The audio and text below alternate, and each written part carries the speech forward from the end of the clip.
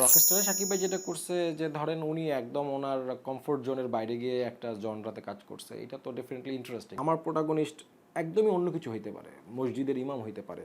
আমার প্রোটাগনিস্ট একজন মানে অনেক ধরনের গল্প আছে কিন্তু আমাদের জীবনের চারপাশে। রকস্টার, রোহিত, মালিক কিংবা বনলতা সেন প্রত্যেকটা সিনেমাতেই যারা প্রোটাগনিস্ট তারা কিন্তু একটা মানে নিজেদের গণ্ডি থেকে কিংবা স্বভাবজাত গণ্ডি থেকে বের হয়ে একটা চরিত্র কিংবা ক্যারেক্টারে ঢুকতে চেয়েছে। যেমন শাকিব খান রকস্টার একটা ক্যারেক্টার অ্যাডাপ্ট করতে চেয়েছিল, তারপর নাজিফা তুষি ট্রিমেন্ডাস পিপল একটা ডেফিনেটলি। জার্নির ভিতর দিয়ে গেছে। তারপর বনলতা সেনে যদিও খায়রুল বাসার নাট্য অভিনেতা, সিনেমায় উনি জীবনানন্দ দাশের একটা লুক নিয়েছে যেটা খুব প্রশংসা পেয়েছিলেন নাবিলাও। আপনার কাছে জিনিসগুলা কিরকম মনে হয়? না, এটা তো খুবই পজিটিভ। লাইক সবচেয়ে বেশি ধরেন মানে আমি রকস্টার নিয়ে অনেক বেশি পজিটিভ বিকজ অফ ধরেন বনলতা বা যারা কাজ করছে ওরা একটু এক্সপেরিমেন্টাল কাজ করবে, বা নাজিফা তুষি আগে থেকে একটু এক্সপেরিমেন্ট কাজ করতেছে, এটা তো আসলে আমরা দেখে আসতেছি। বাট রকস্টারে সাকিব ভাই যেটা করছে যে ধরেন উনি একদম ওনার কমফোর্ট জোনের বাইরে গিয়ে একটা জনরাতে কাজ করছে, এটা তো ডেফিনেটলি ইন্টারেস্টিং। কারণ আপনি তো সারা জীবন খালি অ্যাকশন সিনেমা দেখবেন না, সারা জীবন খালি প্রেমের সিনেমা দেখবেন না, আপনি কখনো অ্যাকশন কখনো সিনেমা। সো এই যে এক্সপেরিমেন্ট করাটা এটা ইন্ডাস্ট্রির জন্য ভালো।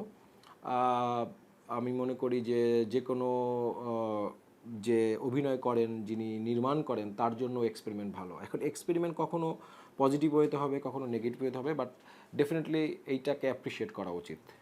আপনার কোনো সিনেমায় কি এরকম কোনো প্রোটাগনিস্টদেরকে তাদের স্বভাবজাত চরিত্র থেকে বের হয়ে একটা জার্নির ভিতর দিয়ে মানে মেথড অ্যাক্টিং এর দিকে দিবেন কিনা আপনার কোনো মানে কোনো পর্যবেক্ষণ কিংবা না, না, কোনো পরিকল্পনা আছে কিনা? দেখেন আমি তো টেলিভিশন থেকে আসা মানুষ। আমার ধরেন 201 ঘন্টা নাটক আছে। সো আমি প্রচুর গল্প কিন্তু বলে আসছি। আমি কিন্তু নিশ্চয়ই 200 গল্প কিন্তু অলরেডি একই ধরনের। এখন সিনেমায়ও গল্প বলা, নাটকে কিন্তু গল্প বলাটাই। সিনেমাটা অনেক বড় পরিসরে হয়, নাটকেরটা ছোট করা হয়, কিন্তু দিন শেষে কিন্তু একটা গল্পই আপনি বলছেন।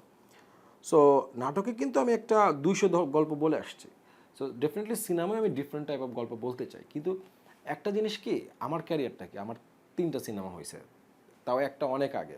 সো আমার ক্যারিয়ারটা আমি মনে করি যে আগে তো আমার ওই আস্থার জায়গাটা অডিয়েন্সের কাছে তৈরি করতে হবে, দর্শকের কাছে, যে হ্যাঁ হিমেল ভালো ছবি বানায়, বা হিমেলের সিনেমার একটা মিনিমাম লেভেল থাকবে, ওর ছবিতে গেলে একটা গল্প পাবো।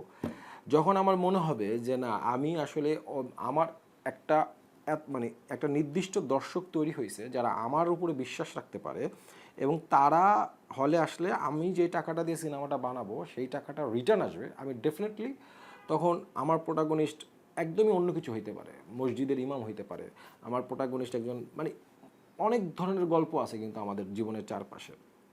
সো সেই এক্সপেরিমেন্টগুলা বা সেই গল্পটা আমি বলবো, তার আগে আমার কাছে মনে হয়েছে যে আহ, আমার ওই আস্থার জায়গাটা অডিয়েন্সের কাছে হয়তো আরও একটা দুইটা সিনেমা যদি আমি কমার্শিয়ালি অ্যাড করতে পারি। কারণ একটা প্রযোজক যখন আমাকে ইনভেস্ট করবে আমার উপরে, ওই আস্থাটা তো দরকার আছে। একজন দর্শক যখন টিকিট কেটে আমার সিনেমাটা দেখবে, ওই আস্থা তো দরকার আছে। এখন আমার কাছে ভালো সিনেমা খারাপ সিনেমার আগে হচ্ছে ব্যবসায়িকভাবে সফল অথবা সফল না সিনেমা। কারণ আমি একটা প্রযোজকের কাছ থেকে টাকা নিব, আমার প্রথম কথা হচ্ছে ওনার ওই টাকাটা রিটার্ন করতে হবে। এটা হচ্ছে আমার ব্যক্তিগতভাবে আমি মনে করি। সো টাকাটা রিটার্ন করার জন্য যেই পরিমাণ অডিয়েন্সটা দরকার, ওই পরিমাণ অডিয়েন্সের কাছে তো আমার আগে আমাকে পৌঁছাতে হবে। সো আমার যদি ক্যারিয়ার গ্রাফ দেখেন, ধরেন আমি 2015-16-তে একটা কাজ করছি, তারপরে 23-24 দুইটা কাজ করার পর আবার গ্যাপ। সো এটার কারণ হচ্ছে আমি দেশের বাড়ি ছিলাম। এখন আমি আবার যেহেতু বাংলাদেশে আসছি, আমি রেগুলার কাজ করতে চাই, আশা করি যে দু একটা কাজ করার পরে আমি ওই সাহসটা পাবো।